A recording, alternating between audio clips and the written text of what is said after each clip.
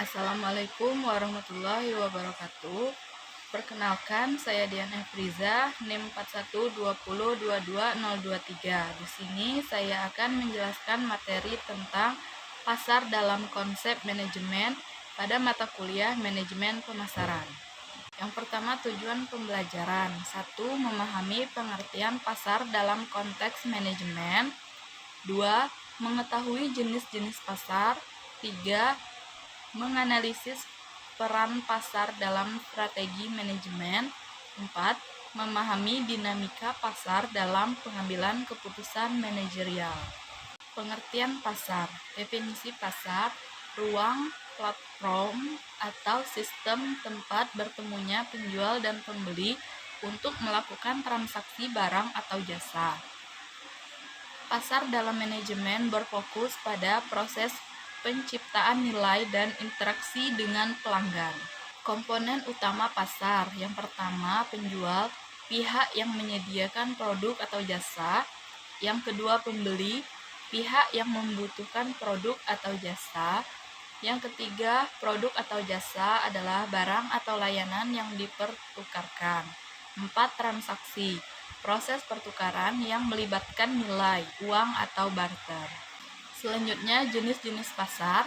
Yang pertama, berdasarkan wilayah, itu ada pasar lokal, pasar regional, pasar internasional. Yang kedua, berdasarkan struktur, ada pasar persaingan sempurna, pasar monopoli, pasar oligopoli, dan pasar monopolistik. Peran pasar dalam manajemen. Pertama, sarana pemasaran produk. Kedua, indikator permintaan dan penawaran. 3. Pendorong inovasi. 4. Alat pengambilan keputusan manajerial. Pasar sebagai sistem manajemen, hubungan antara manajemen pemasaran, operasional, dan keuangan dalam menciptakan nilai di pasar. Proses penciptaan keunggulan kompetitif melalui analisis pasar. Strategi manajemen pasar. Yang pertama, segmentasi pasar, membagi pasar berdasarkan karakteristik tertentu. Yang kedua, targeting, menentukan segmen yang ingin dilayani. Yang ketiga, positioning, menciptakan citra produk di benak pelanggan. Analisis pasar dapat menggunakan pertama SWOT analisis, kedua pestle analisis, dan ketiga analisis kompetitor.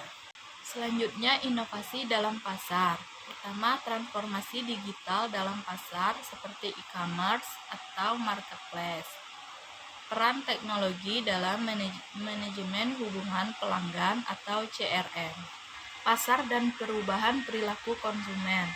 Tren globalisasi dan digitalisasi, faktor budaya, sosial, dan ekonomi yang mempengaruhi preferensi konsumen. Tantangan manajemen pasar.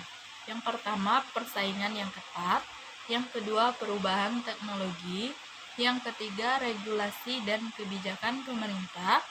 Dan yang keempat, perubahan ekonomi global. Contoh studi kasus. Contoh nyata, strategi pemasaran e-commerce di Indonesia seperti Tokopedia dan Shopee. Pembahasan singkatnya, bagaimana perusahaan ini menggunakan pasar untuk meningkatkan daya saing. Kesimpulan, pasar memiliki peran penting dalam manajemen sebagai alat penciptaan nilai. Analisis pasar yang tepat dapat membantu pengambilan keputusan yang strategis.